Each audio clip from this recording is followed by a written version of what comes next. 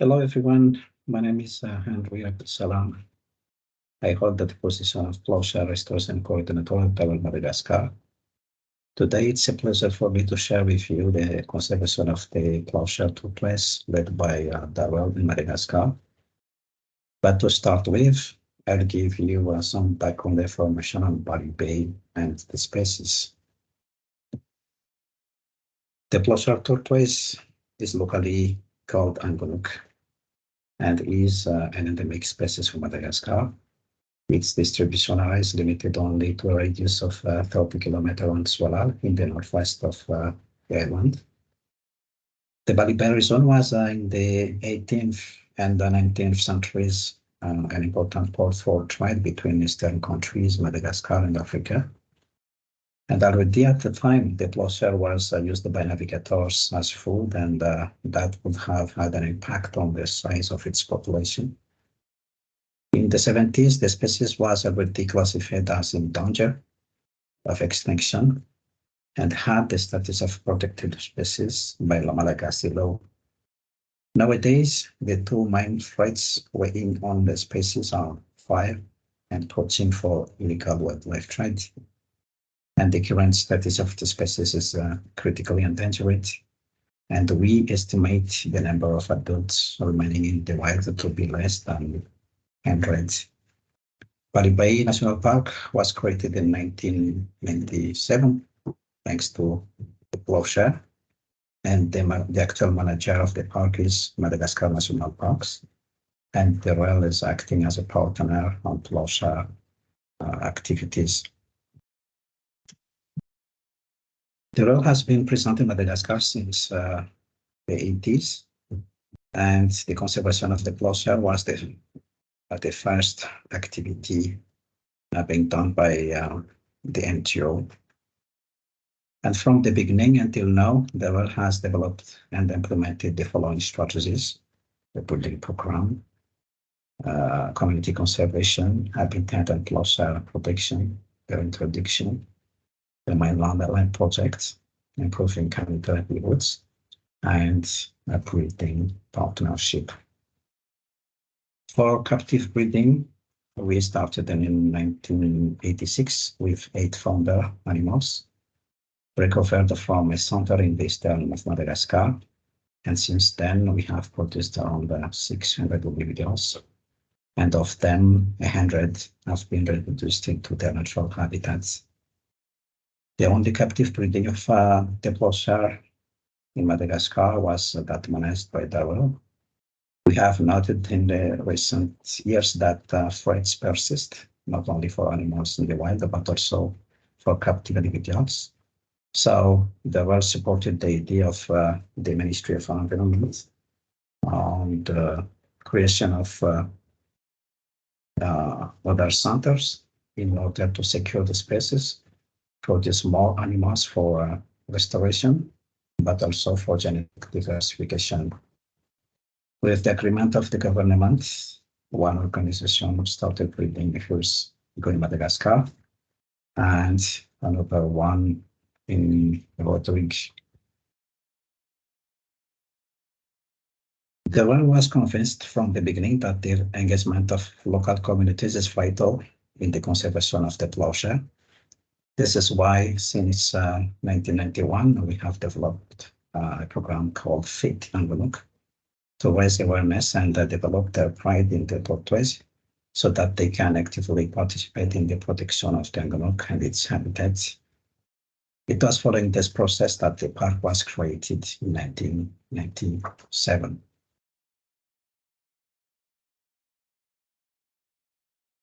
The reintroduction is one of the strategies adopted to serve the species.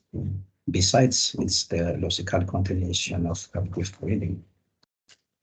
105 individuals have already been released into its natural habitat located in Bali Bay National Park, and more than 100 juveniles have already been born in the wild.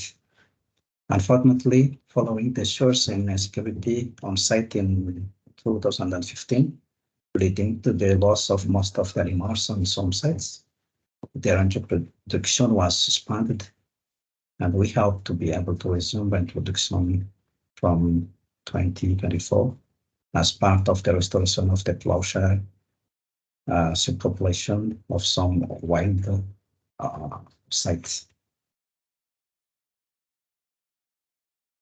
Given that fire is one of the major threats to Ploughshare, Darwell and the communities have created fire breaks around Angon habitat since 1997, 1905. And currently, we are maintaining 25 kilometers of fire break for the introduction site. And we are also supporting the park manager in maintaining every year 70 kilometers to secure the wild population site. Research has been carried out in Bali Bay since the 90s by the land streams, and various topics has been studied, such as the biology, population trends, genetics, health, illegal wildlife trade, habitat, ecology. But unfortunately, the research had to be suspended since 2015 due to insecurity linked to poaching and trafficking. And efforts has had to be focused on securing the tortoise and their habitats.